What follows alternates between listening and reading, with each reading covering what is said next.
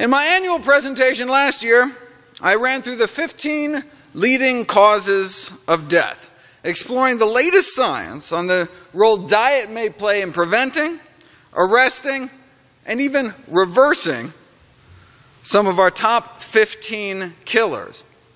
Or if you remember, actually our top 16 killers, since side effects from prescription drugs kill an estimated 106,000 Americans every year, the sixth leading cause of death may actually be doctors. And that's just from adverse drug reactions. Add in medical mistakes, which the Institute of Medicine estimates kills at least 44,000 Americans every year, and that brings doctors up to here. Throw in some hospital-acquired infections, and we're talking maybe 187,000 Americans dead every year and millions injured by medical care. Even preventive medicine kills in its own way.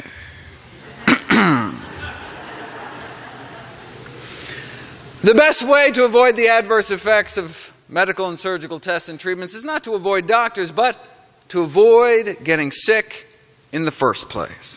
So this year I thought I'd run through the top dozen reasons people visit their physicians to highlight some of the latest research in hopes of moving me down the list of common killers.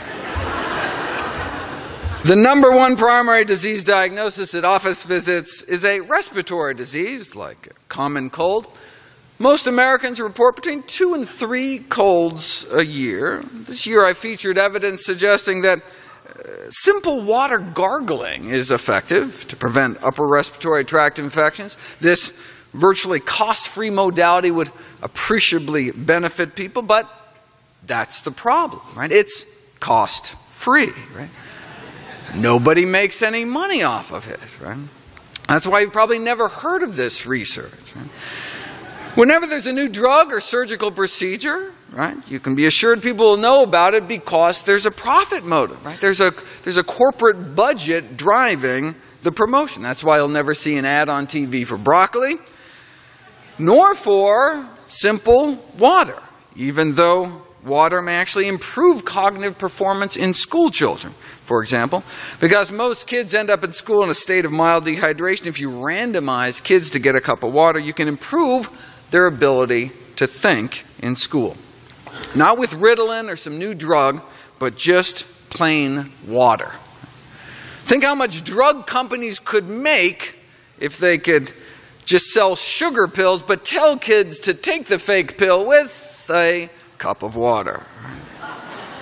It's like using exercise to treat ADHD. Effective, but we won't hear about it because you can't put it into a pill bottle for your stockholders.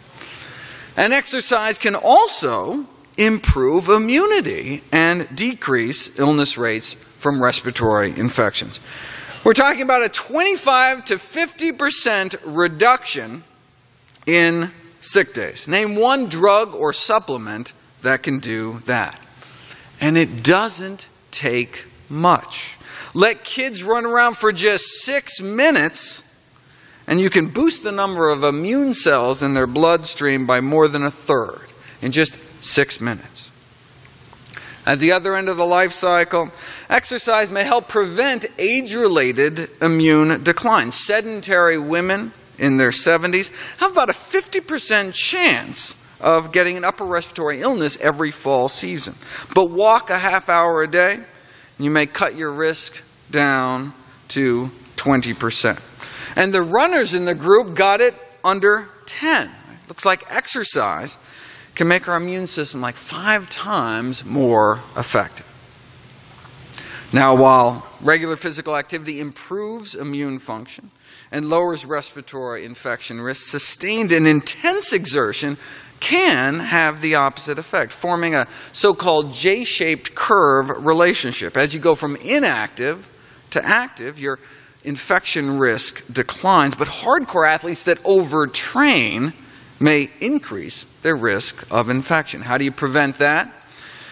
Marathon runners consuming the equivalent of a teaspoon of nutritional yeast a day may not only cut respiratory infection risk in half, but result in decreased confusion, fatigue, tension, anger, and, my favorite, increased vigor, thanks to nutritional yeast.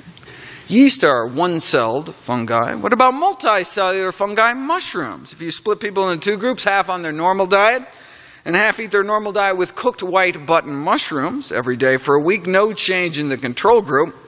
But after a week of mushrooms, antibody secretion jumps 50% and even stayed up there for a week after they stopped. Lots more detail in the video. I just want to touch on some of these areas. Mushrooms technically aren't in the plant kingdom, so in theory the healthiest diet may not just be a plant-based diet, but a plant and fungus-based diet, though that sounds even less appetizing, I'm afraid. But who wouldn't want 50% more antibodies? Well, millions suffer from autoimmune diseases, right, whose immune systems may be a bit too active already. So might eating healthy make things worse by boosting their immune function further? No. Those who eat healthy appear protected from autoimmune diseases given the extraordinary rarity of most autoimmune diseases among those following a traditional plant-based diet. For example, before they westernized their diet, not a single case of multiple sclerosis was diagnosed among 15 million people. What about treating autoimmune diseases with a plant-based diet? Well, even a semi-vegetarian diet was found to successfully treat Crohn's disease better than any other intervention. The best result in relapse prevention.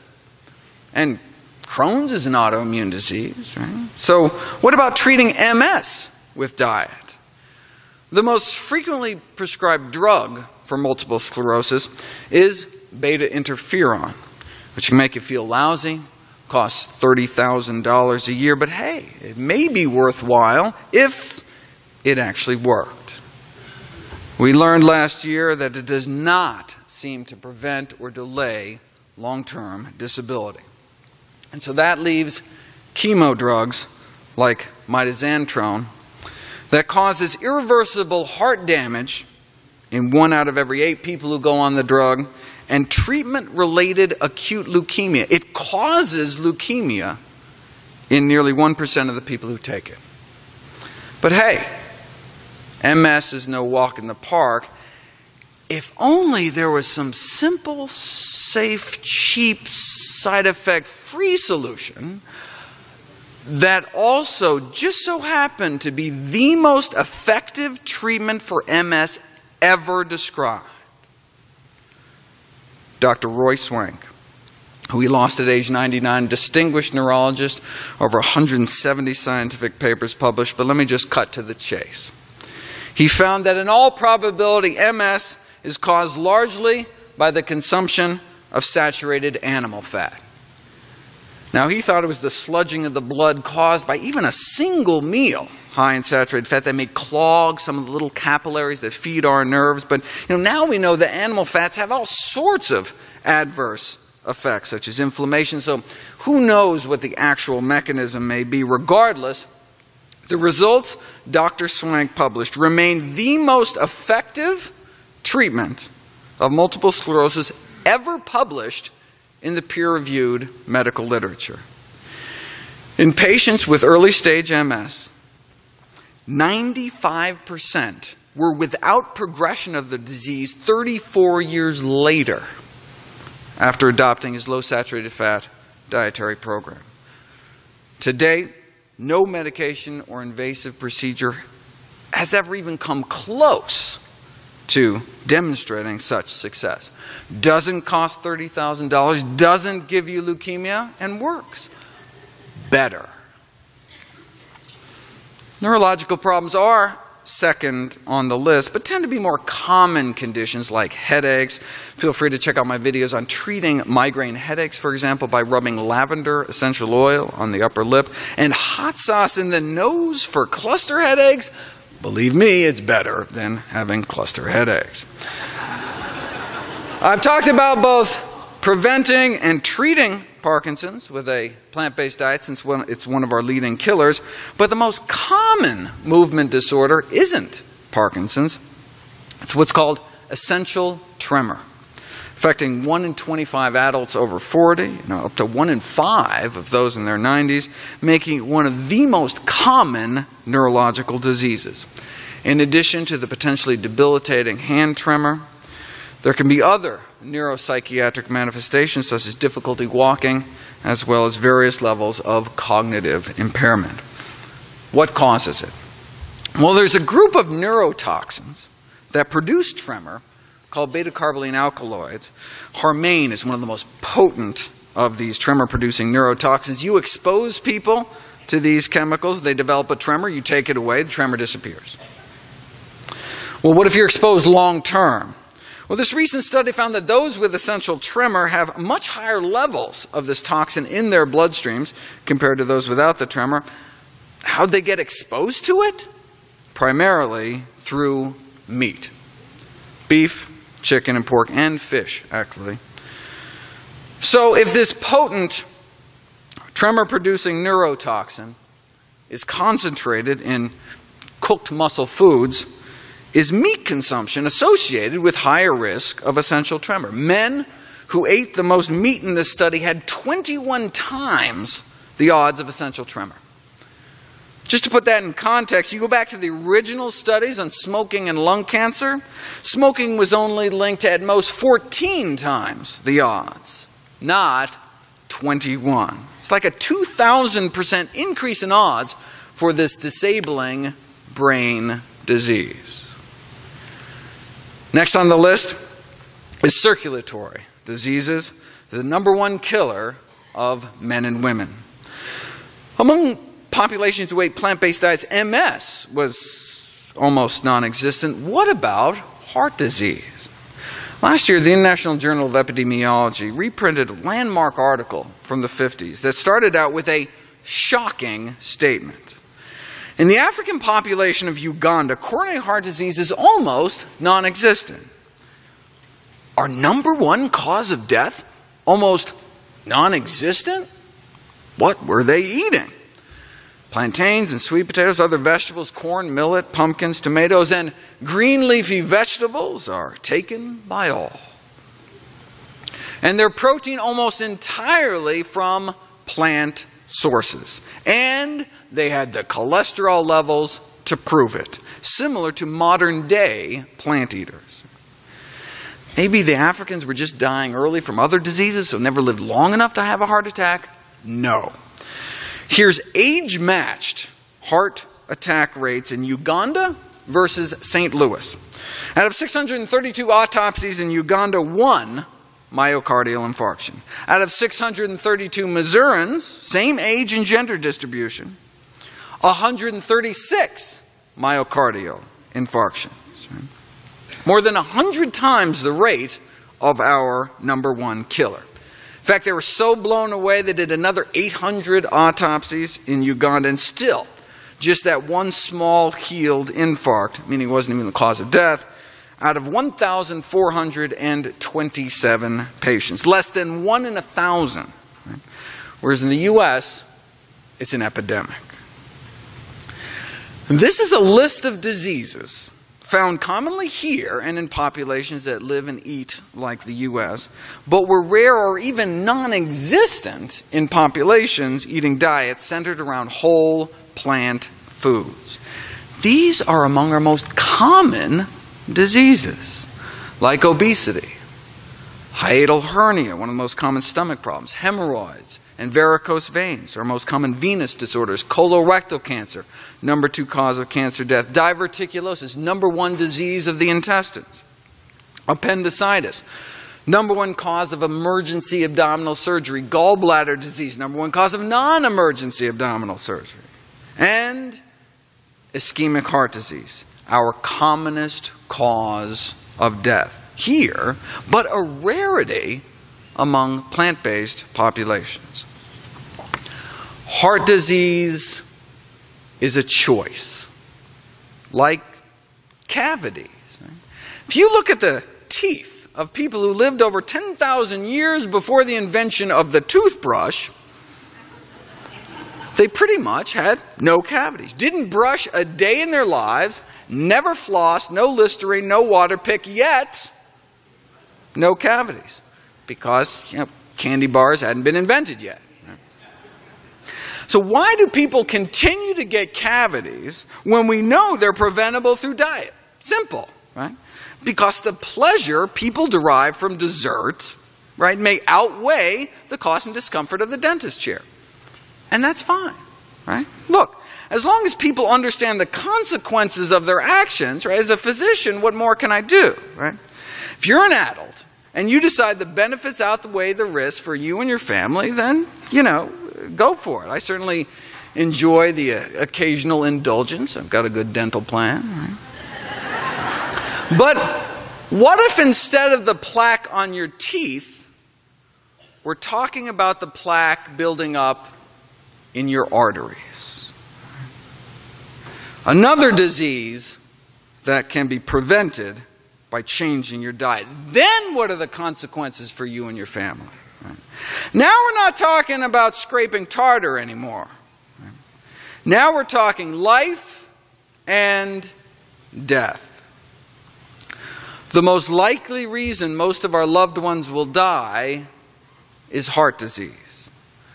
It's still up to each one of us to make our own decisions as to what to eat and how to live, but we should make these choices consciously, educating ourselves about the predictable consequences of our actions. Atherosclerosis, hardening of the arteries, begins in childhood. By age 10, the arteries of nearly all kids have fatty streaks, the first stage of the disease. Then plaques start forming in our 20s, get worse in our 30s, and then can start killing us off. In our heart, it's a heart attack. In our brains, it's a stroke. In our limbs, it can mean gangrene. In our aorta, an aneurysm. If there is anyone in this audience over the age of 10 years of age, the question isn't whether or not to eat healthy to prevent heart disease. It's whether or not you want to reverse the heart disease you already have. Ornish and Esselstyn proved you can reverse heart disease with a plant-based diet. But you don't have to wait for your first heart attack to unclog your arteries. We can start reversing our heart disease right now. We can start reversing the heart disease in our kids tonight. How do we do it? According to the editor-in-chief of the American Journal of Cardiology this year, the only risk factor required for these atherosclerotic plaques, our number one killer, is cholesterol. Elevated LDL, so-called bad cholesterol, in our bloodstream. To drop our LDL cholesterol, we need to drop our intake of three things: trans fats, saturated fats, and dietary cholesterol. Trans fats increase our risk of heart disease, sudden death, diabetes, basically only found one place in nature, and that's animal fats. The food industry, however, found a way to synthetically create these toxic fats by hardening vegetable oil in a process called hydrogenation, which rearranges their atoms to make them act more like animal fats. Currently, nearly half of America's trans fat intake comes from animal products. According to the USDA, cheese, milk, yogurt, burgers, chicken fat, turkey meat, bologna, hot dogs contain up to between 1 to 5% trans fats, naturally. They also found small amounts of trans fats in non-hydrogenated vegetable oils due to the refining process. Now, is getting a few percent trans fats a problem, though? the most prestigious scientific body in the United States, National Academies of Science, concluded that the only safe intake of trans fats is 0. Because any incremental increase in trans fatty acid intake increases, coronary heart disease risk. Trans fat intake, irrespective of source, hydrogenated junk food or animal fat, may increase cardiovascular disease risk. And because trans fats are unavoidable in ordinary non-vegan diets, getting down to 0 trans fats would require significant changes in the patterns of dietary intake for most Americans. One of the authors of the report, the director of Harvard's cardiovascular epidemiology program, famously explained why, despite this, they didn't recommend a plant-based diet. We can't tell people to stop eating all meat and all dairy products, he said. Well, we could tell people to become vegetarians, he added. If we were truly basing this only on science, we would, but it is a bit extreme.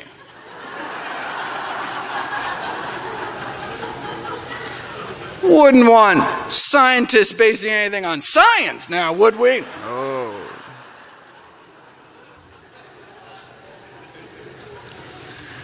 Avoiding saturated fat means basically avoiding dairy, chicken, cake, and pork. And avoiding cholesterol means avoiding animal products in general, especially eggs. The American Egg Board is a promotional marketing board appointed by the U.S. government whose mission is to increase the demand for egg and egg products on behalf of U.S. egg producers.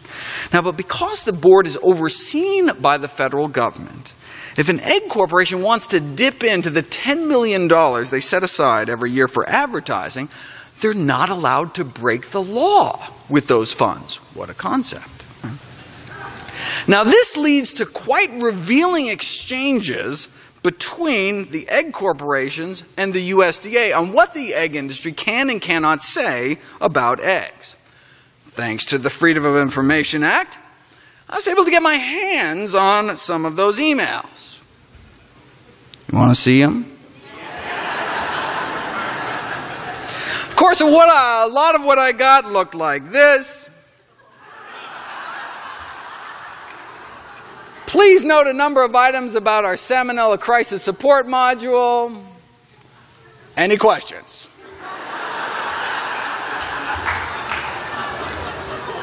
Or even better, entire sheets of paper that literally just said this. That was the whole sheet of paper. Our tax dollars hard at work. But check this out. This is some egg company trying to put out a brochure on healthy snacking for kids. But because of existing laws against false and misleading advertising, the head of the USDA's Poultry Research and Promotion Programs reminds them that you can't couch eggs or egg products as being healthy or nutritious. See, the words nutritious and healthy carry certain connotations. You know that food's actually good for you. But because eggs have the amount of cholesterol that they do, not to mention the saturated fat, the words healthy and nutritious are problematic when it comes to eggs. This is the USDA talking. Now, since you can't say eggs are a healthy start to the day, the USDA suggests a satisfying start. Can't call eggs a healthy ingredient, but you can call it a recognizable ingredient.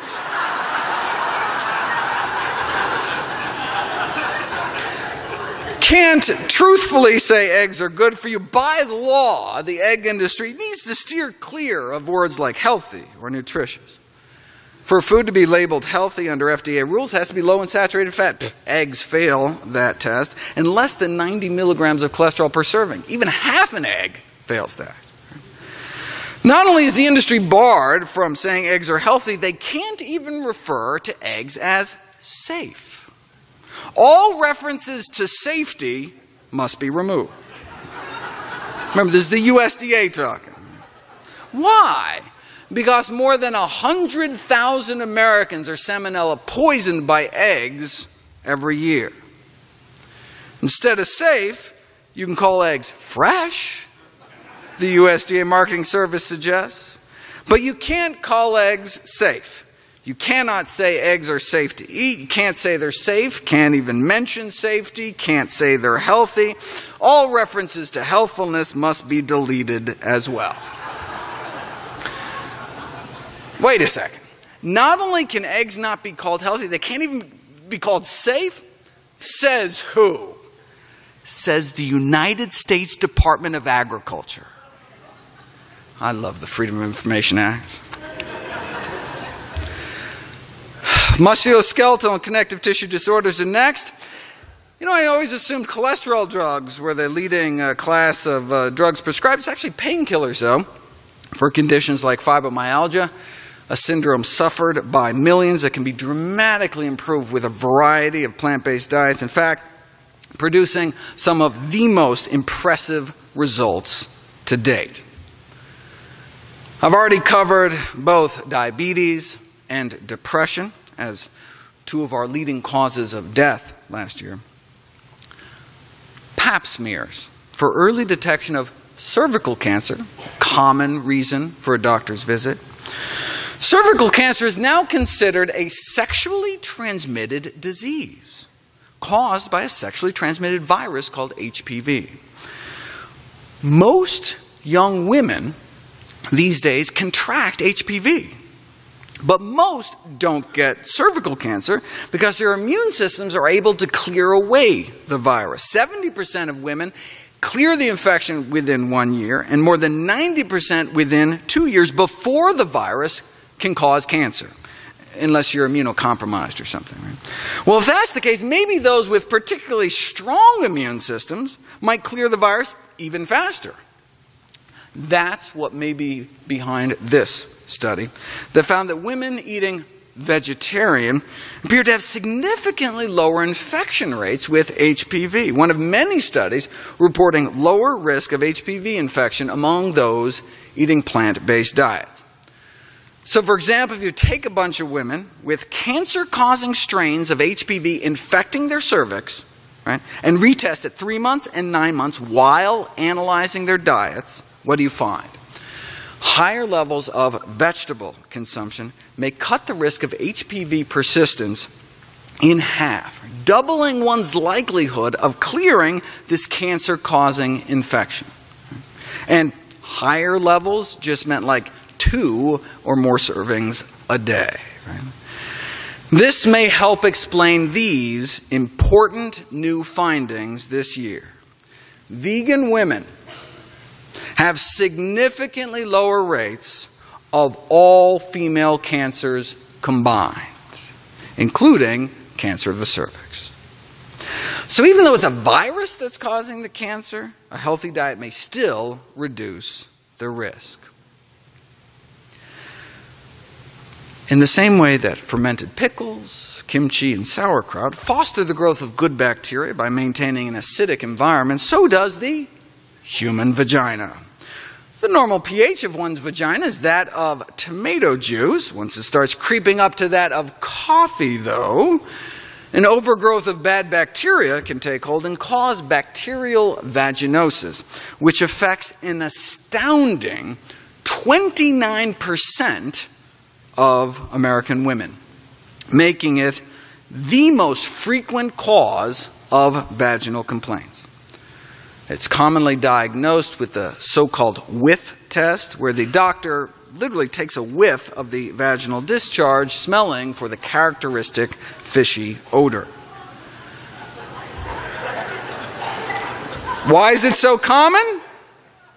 Well, it's thought that high-fat intake, particularly saturated fat, remember dairy, chicken, cake, and pork, right, may increase vaginal pH, thereby increasing the risk of bacterial vaginosis. So now that we know, the next step ahead includes sharing these findings with OBGYNs and general practitioners, as well as increasing the awareness of the general community as to the importance of optimal nutrition to prevent infections of the genital tract, reduce associated disease, and maintain reproductive health.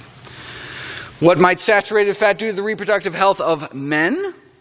A recent Harvard study found that increasing saturated fat intake just 5% was associated with a 38% lower sperm count.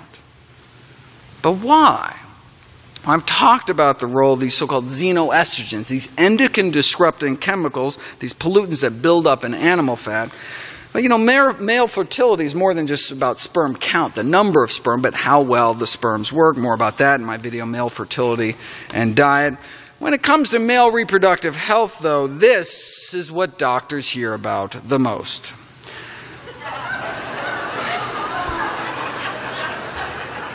Erectile dysfunction is present in up to 30 million men in the U.S. and approximately 100 million men worldwide. Wait a second. The U.S. only has about 5% of the world's population, yet up to 30% of the impotents? We're number one!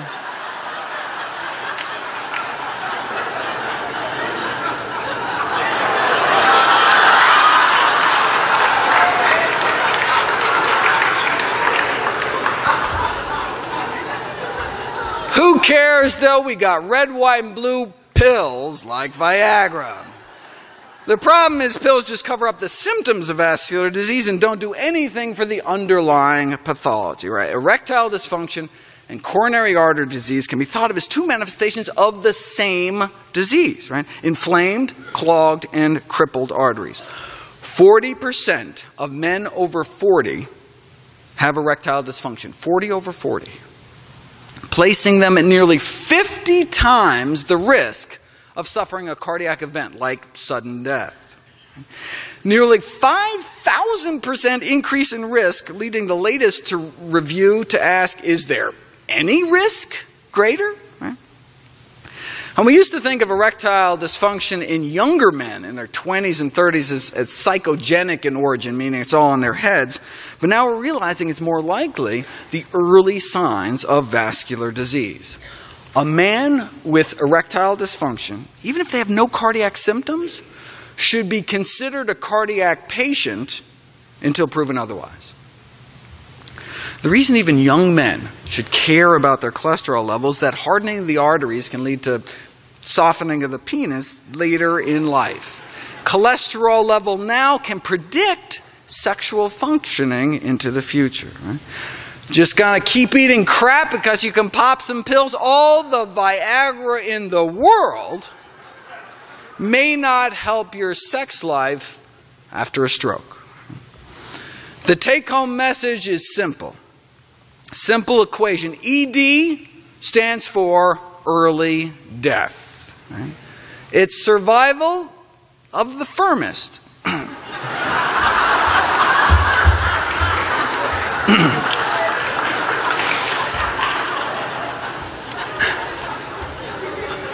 The enzyme that Viagra-like drugs muck with is primarily found in two places, actually, in the body. The erectile tissue of the penis and the retinas of the eyes. That's why the FDA encourages people to stop taking drugs like Viagra and call a doctor right away if you experience sudden loss of vision. If, of course, you can still find your phone. Which brings up the next group of primary diagnoses, injury and poisoning, which includes adverse drug side effects. Next comes skin complaints. Any hope for cellulite? Well, check out the video, but basically researchers compared a meat-free, egg-free diet of mostly vegetables, grains, beans, fruits, and nuts to the conventional diabetic diet. And the veg group lost more weight, even though they were forced to eat the same number of calories, yet still lost more weight, lost more waist, got slimmer, lost more cholesterol, more sub-Q fat, and more abdominal fat, more belly fat. And it's the subcutaneous fat that makes up cellulite. And those with sensitive skin should give flax seeds a try.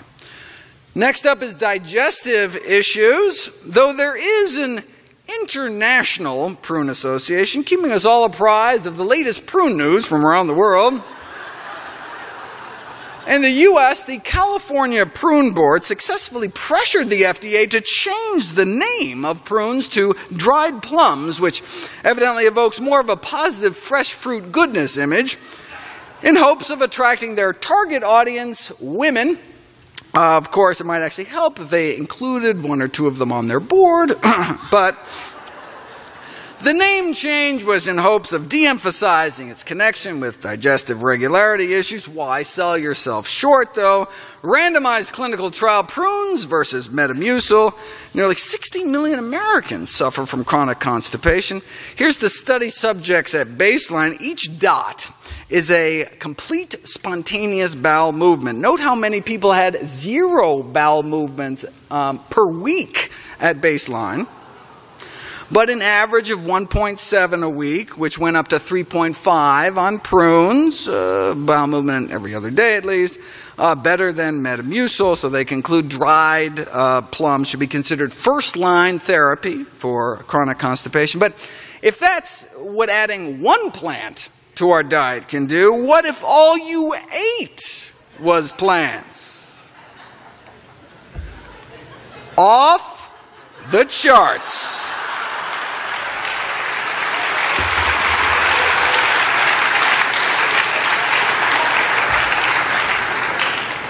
Vegans, it turns out, are just regular people.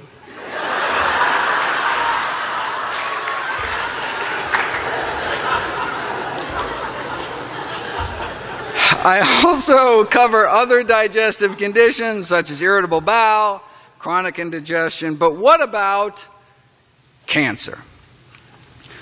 500,000 Americans are expected to die this year from cancer, equal to 5 jumbo jets crashing every day.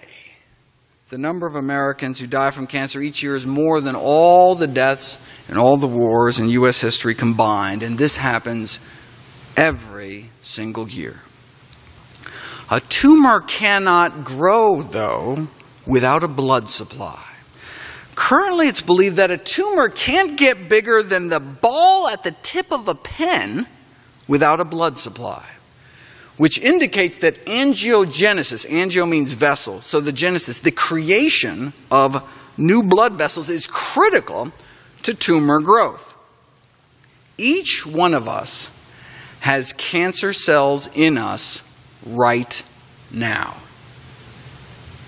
but they can't grow without getting hooked up to a blood supply. So tumors diabolically release angiogenic factors, chemicals that cause new blood vessels to sprout into the tumor. The most important one is called VEGF, vascular endothelial growth factor. But we can suppress VEGF with veggies. Many of the phytonutrients we know and love in tea and spices and fruit and berries and broccoli and beans can block cancer's stimulation of new blood vessels. Given the power of plants, one might speculate that the foundation of an anti-angiogenic approach to cancer might be a whole food, vegan diet. How else can we starve cancer? 40 years ago, a landmark paper was published showing that many human cancers have what's called absolute methionine dependency, meaning normal cells thrive without the amino acid methionine, but cancer cells need it or they die. What does cancer do with methionine? Well, tumors use methionine to generate gaseous sulfur-containing compounds that specially trained diagnostic dogs can actually pick up. There are mole-sniffing dogs that can pick out skin cancer. There are breath-sniffing dogs that can pick out people with lung cancer. Pee-sniffing dogs that can diagnose bladder cancer. And yes, you guessed it, fart-sniffing dogs for colorectal cancer. Doctors can now bring their lab to the lab. Right? A whole new meaning to the term PET scan.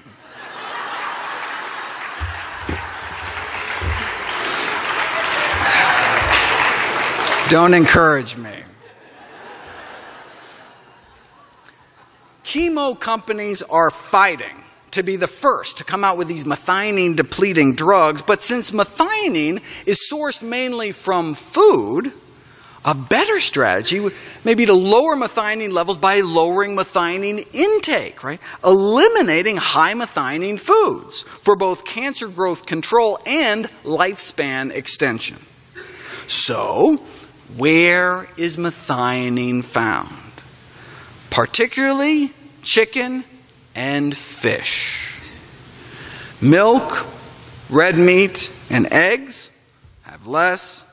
But if you really want to stick with lower methionine foods, stick with plants. Fruits, nuts, veggies, grains, and beans. In other words, in humans, methionine restriction may be achieved through a predominantly vegan diet, making methionine restriction feasible as a life extension strategy. So do people who eat beans live longer? Legumes, beans, split peas, chickpeas, and lentils, may be the single most important dietary predictor of survival in older people around the globe. Whereas a bean-free diet may actually increase the risk of death. It is now 8 years since the famous Ornish study was published, suggesting that 12 months on a strictly plant-based diet could reverse the progression of prostate cancer. Wait a second, how are they able to get a group of older men to go vegan for a year? They home-delivered prepared meals to their door, figuring, men are just so lazy, they'll just eat whatever's put in front of them, right? But what about out kind of in the real world, right?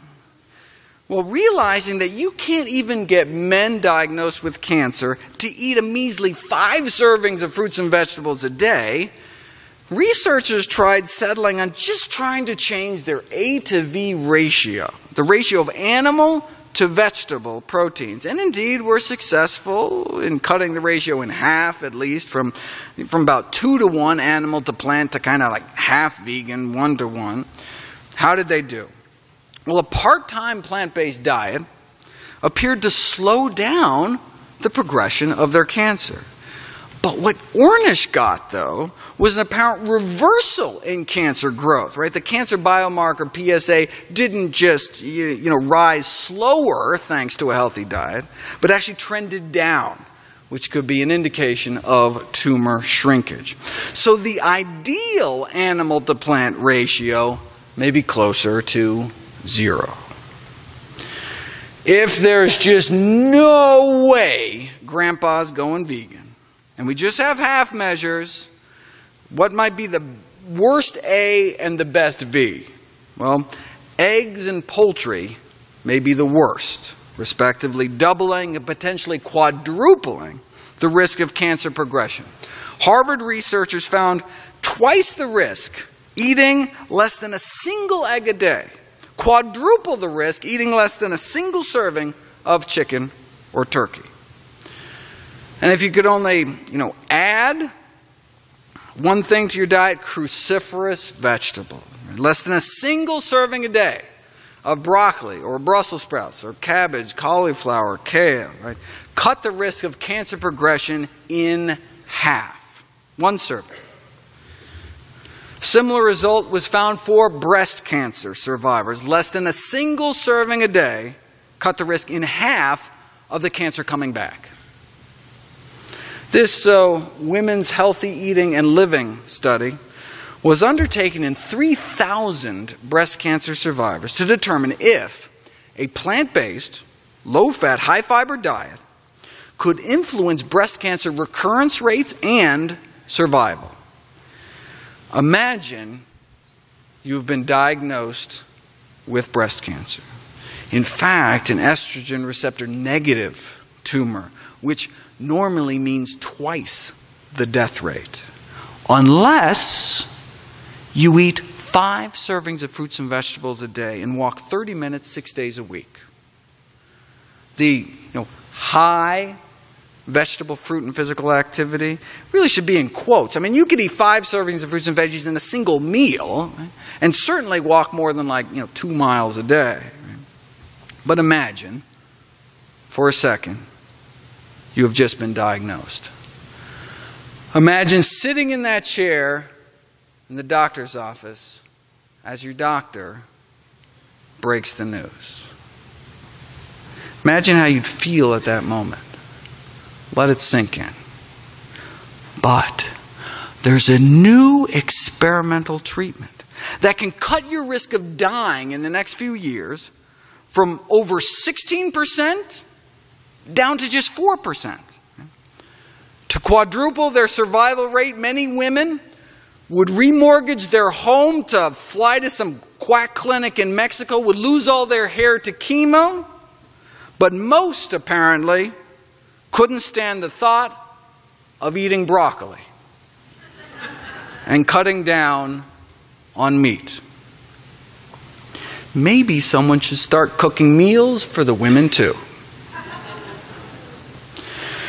The only reason Ornish and colleagues were able to get away with treating cancer with a vegan diet alone, no chemo, surgery, radiation, is because prostate's a slow-growing cancer.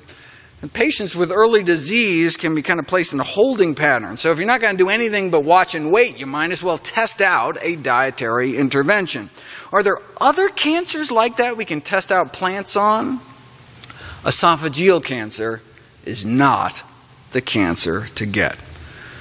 Most die within months of diagnosis, but the development of esophageal cancer is this multi-stage process. You start out with a normal esophagus, the tube that runs from your mouth down to your stomach. Starts out fine,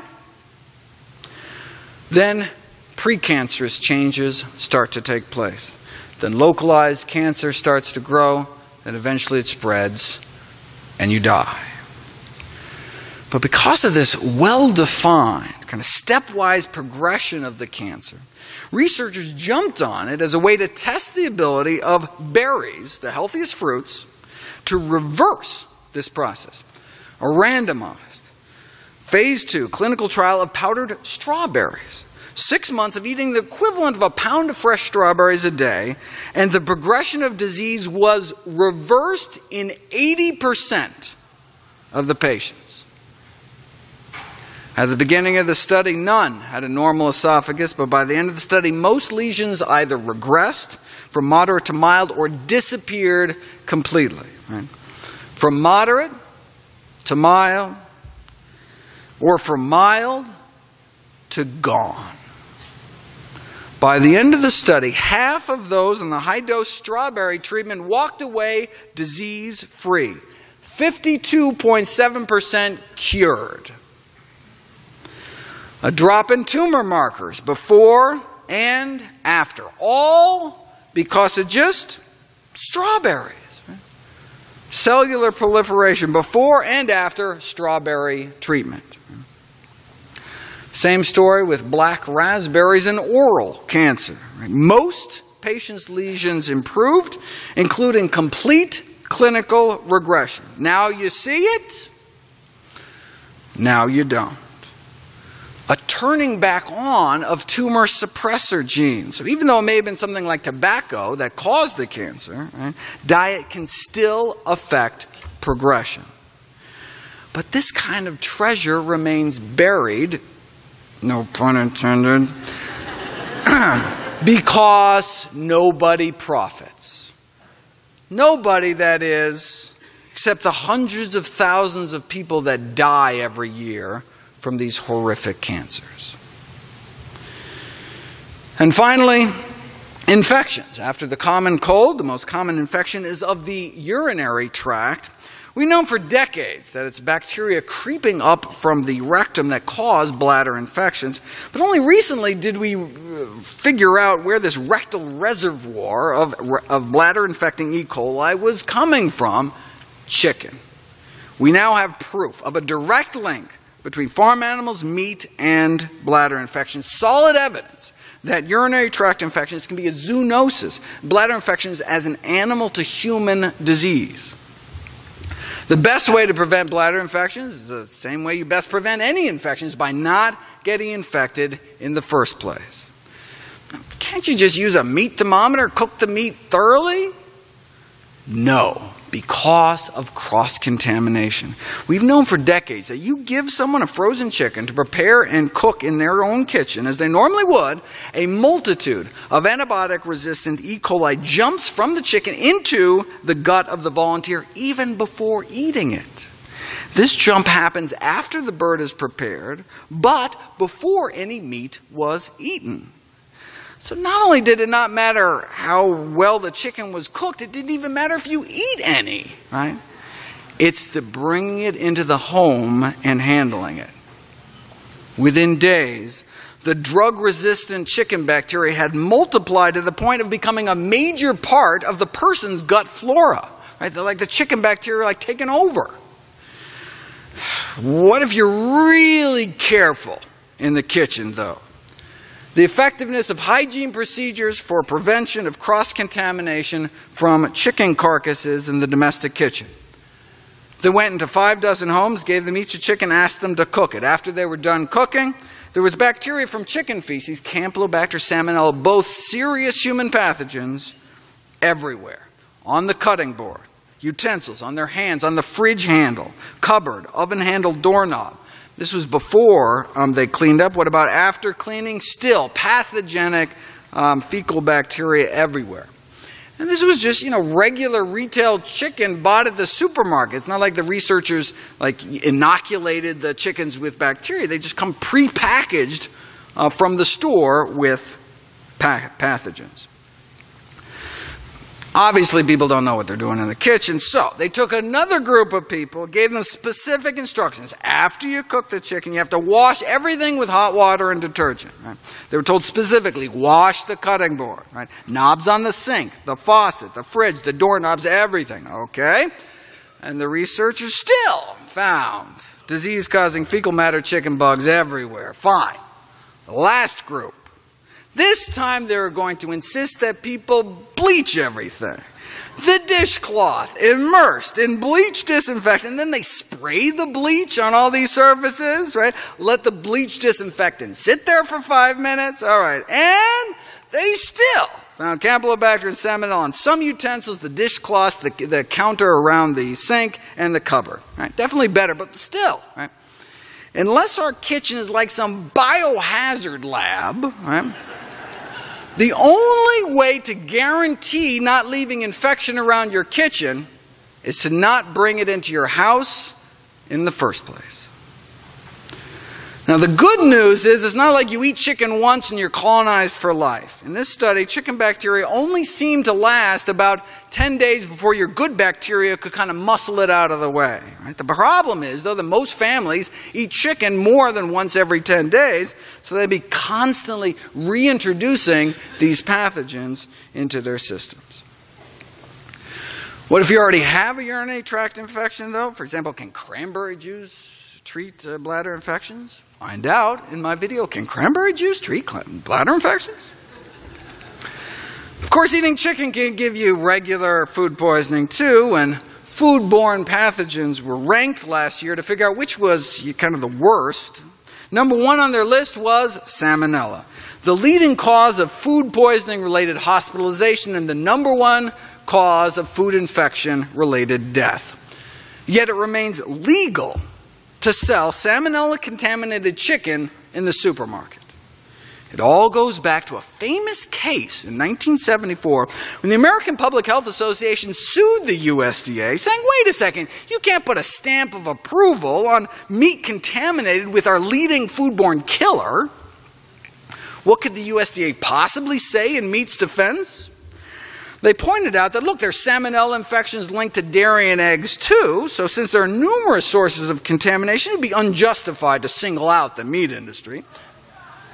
That's like the tuna industry saying, yeah, no reason to put label levels of mercury on tuna cans because people could get exposed eating a thermometer too. Right? Okay.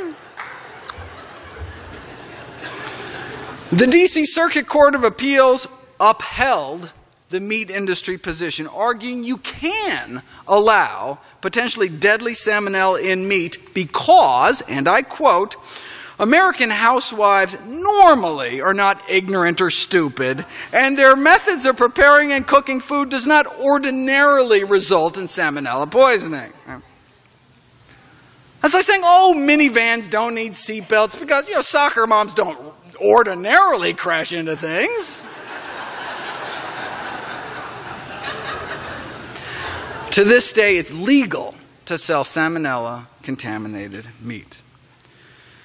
Anyways, there we have it. Top dozen reasons people seek medical care, mostly for diseases that could have been prevented. And then, look, rather than treating the underlying cause of the disease, typically doctors treat risk factors for a disease, such as giving a lifetime's worth of medications for, high blood pressure, blood sugar, cholesterol. Right? Think about it. Right? High blood pressure is just a symptom of diseased dysfunctional arteries. Sure, you can take drugs every day for the rest of your life to artificially lower your blood pressure, but that's not treating the root cause. Disregarding the underlying causes and treating only risk factors is somewhat like mopping up the floor around an overflowing sink instead of just turning off the faucet. But drug companies are more than happy to sell you a new roll of paper towels every day for the rest of your life. When the underlying lifestyle causes are addressed, many people stop taking medications, can avoid medications, avoid surgery. We spend billions cracking people's chests open. Rarely does it actually prolong anyone's life. In contrast, how about wiping out 90% of heart disease? Think about it. Heart disease accounts for more premature deaths than any other illness, almost completely preventable by changing diet and lifestyle. And those same changes can prevent or reverse many other chronic diseases as well. The same dietary changes, right? So why don't more doctors do it? Well, one reason is doctors don't get paid for it. No one profits from lifestyle medicine, so it's not part of medical education or practice. Presently, physicians lack training and financial incentives, so they continue to do what they know how to do: prescribe medication, perform surgery. After Dean Ornish proved you could reverse our number one cause of death, heart disease, open up arteries without drugs, without surgery, just a plant-based diet, other healthy lifestyle changes, he thought that his studies would have a meaningful effect on the practice of mainstream cardiology. After all, a cure for our number one killer? But he admits he was mistaken. He realized physician reimbursement is a much more powerful determinant of medical practice than research. Reimbursement over research. Not a very flattering portrayal of the healing profession. But hey, look, if doctors won't do it without getting paid, let's get them paid. So Dr. Ornish went to Washington, arguing that, look, if we train and pay for doctors to learn how to help patients address the real causes of disease with lifestyle medicine, not just treat disease risk factors, we could save trillions. And that's just talking heart disease, diabetes, prostate, and breast cancer. The Take Back Your Health Act was introduced into the U.S. Senate to induce doctors to learn and practice lifestyle medicine, not only because it's better, it works better, but here's the critical factor: physicians will be paid to do it. The bill died, just like millions of Americans will continue to do from reversible chronic diseases. We have known for at least a decade that the leading causes of both premature death and persistent misery in our society are chronic diseases that are, in turn, attributable to the use of our feet, exercise, forks, diet, and fingers, smoking. Feet, forks, and fingers are the master levels of medical destiny for not just thousands of people on any one occasion like a tsunami or earthquake, but the medical destiny of millions upon millions year after year. We as doctors, as a medical profession, have known. Ornish published 23 years ago. But we have not managed to care, writes the director of Yale University's Prevention Research Center. At least not care enough to turn what we know into what we routinely do. Were we to do so, we might be able to eliminate most heart disease, strokes, diabetes, and cancer. But saving millions is just a number. He asked doctors to forget the bland statistics of public health and ask yourself if you love someone who has suffered a heart attack, stroke, cancer, or diabetes. Now imagine their faces. Whisper their names. Recall what it felt like to get the news. While you're at it, imagine the faces of others like you and me imagining beloved faces. Look around the room. Now imagine if 8 out of 10 of us wistfully reflecting on intimate love and loss, on personal anguish, never got that dreadful news because it never happened. Mom did not get cancer. Dad did not have a heart attack. Grandpa didn't have a stroke. Sister, brother, aunt, and uncle did not lose a limb or kidney or eyes to diabetes. We are all intimately linked in a network of personal tragedy that need never have occurred, which leads to what he's asking doctors to do about it. Put a face on public health every chance you get. Right? When talking about heart disease and its prevention or cancer, diabetes, ask your audience to see in their mind's eye the face of a loved one affected by that condition. Then imagine that loved one among the 80% who need never have succumbed if what we knew as doctors were what we do. Thank you.